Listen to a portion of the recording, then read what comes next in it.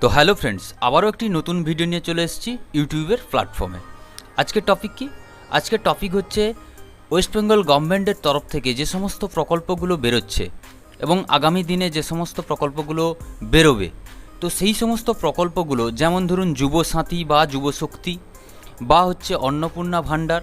তো এই সমস্ত প্রকল্পের যে সমস্ত টাকাগুলো আমাদের অ্যাকাউন্টে ঢুকবে, তো সেই টাকাগুলো কি হয়, ডিবিটির মাধ্যমে আমাদের অ্যাকাউন্টে জমা হয়।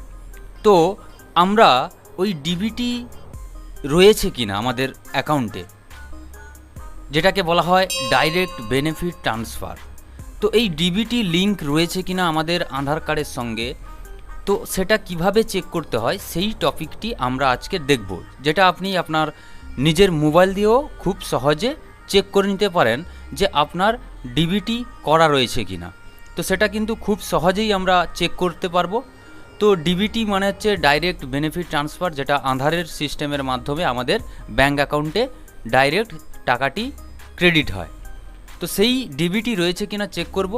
তো ভিডিওটি শুরু করার আগে বলবো, আপনি যদি আমাদের চ্যানেলে একদম নতুন হয়ে থাকেন তাহলে অবশ্যই চ্যানেলটিকে সাবস্ক্রাইব করে দিন এবং পাশে থাকা বেল আইকনটি ক্লিক করে নোটিফিকেশানটি অল করে দিন, যাতে করে আমাদের লেটেস্ট আপডেট ভিডিওগুলি আপনার পাশে খুব সহজে পৌঁছে যায়। তো চলুন দেরি না করে আজকে টপিকটি শুরু করি। তো ফার্স্ট টাইম আমাদের যে ওয়েবসাইটটিতে আসতে হবে সেটা হচ্ছে myAadhar.uidai.gov.in, এই ওয়েবসাইটে চলে আসতে হবে। তো আমি আপনাদের সুবিধার জন্য আমার ভিডিও ডেসক্রিপশানে লিঙ্কটি দিয়ে রেখেছি, চাইলে আপনি কিন্তু খুব সহজে ক্লিক করে ডাইরেক্ট এই ওয়েবসাইটে চলে আসতে পারবেন। তো এই ওয়েবসাইটে আসার পরে ফার্স্ট যেটা করতে হবে, এখানে ওয়েলকাম টু মাই আধার, এখানে লগ ইন অপশানে আমাদেরকে ক্লিক করতে হবে। তো লগ ইন অপশানে ক্লিক করলে প্রথমেই আমাদের দিতে হবে আধার নাম্বারটি এবং ক্যাপচা কোডটি, দেওয়ার পর লগ ইন উইথ ওটিপি অপশানে ক্লিক করতে হবে। তো আমি আমার আধার নাম্বার এবং ক্যাপচা কোডটি বসিয়ে দিয়েছি, এবার লগ ইন উইথ ওটিপি অপশানে ক্লিক করব।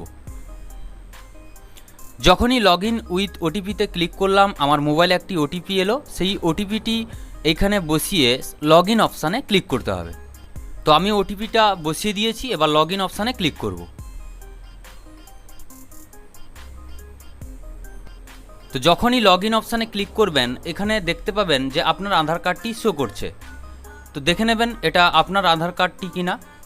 তারপরে একটু নিচের দিকে নামবো, দেখতে পাবো ব্যাঙ্ক সিডিং স্ট্যাটাস। তো এই ব্যাঙ্ক সিডিং স্ট্যাটাসে আমাদেরকে ক্লিক করতে হবে। তো ব্যাঙ্ক সিডিং স্ট্যাটাসে যখনই ক্লিক করলাম, এখানে দেখাচ্ছে আমার আধার নাম্বারের লাস্ট 4টা ডিজিট এবং ব্যাঙ্ক নেম এবং bank seeding status, last updated date, এইগুলো রয়েছে। তো আপনি দেখে নেবেন আপনার কোন ব্যাংকের সঙ্গে ডিবিটি লিঙ্ক করা রয়েছে। আপনার এখানে যেই ব্যাংক নেমটি শো করবে সেটাই হচ্ছে আপনার ডিবিটি করা রয়েছে। আপনার যুবসাথী হোক বা যুবশক্তি বা অন্নপূর্ণা ভাণ্ডারের টাকা যখন ঢুকবে, এই ব্যাংক অ্যাকাউন্টেই কিন্তু টাকাটি ক্রেডিট হবে।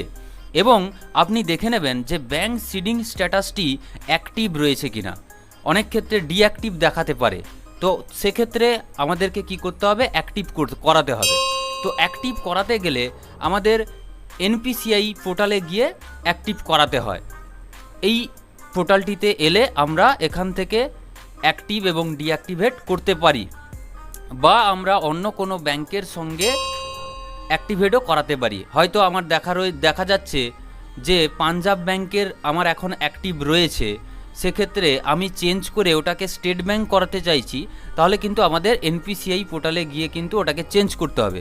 যদি আপনারা ওই বিষয়ে ভিডিও চান তাহলে অবশ্যই আমাকে কমেন্ট বক্সে জানাবেন, তাহলে আমি কিন্তু এনপিসিআই পোর্টালে গিয়ে কিভাবে ব্যাংক সিডিংটাকে চেঞ্জ করতে হয় সে নিয়ে একটা নতুন ভিডিও আবার পাবলিশ করব।